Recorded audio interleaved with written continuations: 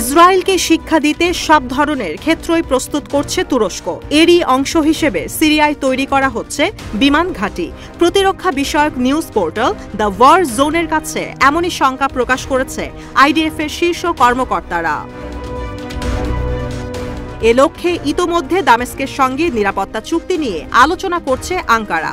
নাম প্রকাশে অনিচ্ছুক আইডিএফ সূত্র বলছে, বিমান ঘাঁটি তৈরি হতে পারে সিরিয়ার পালমিরা শহরে।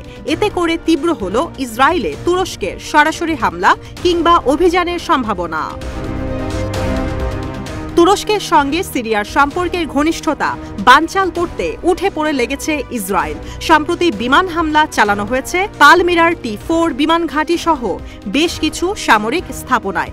যদিও ইসরায়েলি ও তুর্কি বাহিনীর মধ্যে সরাসরি সংঘাতের কোনো তথ্য মেলেনি। বর্তমানে থমথমে পরিস্থিতি পর্যবেক্ষণ করছে দুই পক্ষ। টাইমস অব ইসরায়েলের প্রতিবেদন বলছে, পালমিরার দুটি কৌশলগত গুরুত্বপূর্ণ সামরিক ঘাঁটি লক্ষ্য করে হামলা চালানো হয়। ইসরায়েলি বিমান বাহিনীর এই অভিযানের পেছনে কাজ করে এয়ার ইন্টেলিজেন্স গ্রুপ। হামলার জবাবে তুরস্কের পক্ষ থেকে পাল্টা হামলা চালানো হবে কিনা তা এখনও নিশ্চিত নয়। তবে পালমিরা ছাড়া উত্তরাঞ্চলে আরেকটি সামরিক ঘাঁটি নির্মাণে শুরু হয়েছে কাজ। আলেপ্পোর মেনাঘ মিলিটারি এয়ারবেজে কাজ শুরু করেছে তুর্কি সেনারা। ধারণা করা হচ্ছে, বিমান ঘাঁটির পাশাপাশি এখানে তৈরি করা হবে এয়ার ডিফেন্স সেন্টার।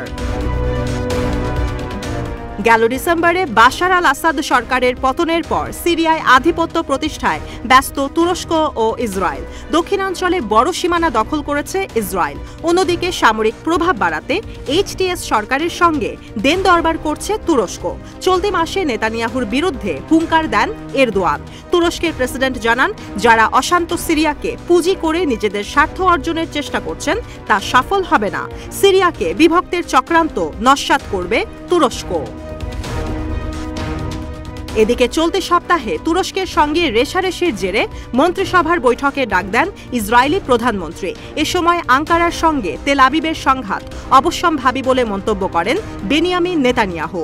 গেল জানুয়ারিতে ইসরায়েলি সরকারের বিশেষ কমিটি জানায়, অটোমান সাম্রাজ্য পুনঃপ্রতিষ্ঠার লক্ষ্যে কাজ শুরু করেছেন এরদোয়ান। তাই তুরস্কের বিরুদ্ধে যুদ্ধের জন্য প্রস্তুত থাকতে হবে আইডিএফ সেনাদের।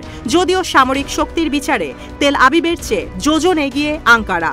গ্লোবাল ফায়ার পাওয়ার ইন্ডেক্সের তথ্য মতে বিশ্বের 8ম সামরিক শক্তিধর দেশ তুরস্ক।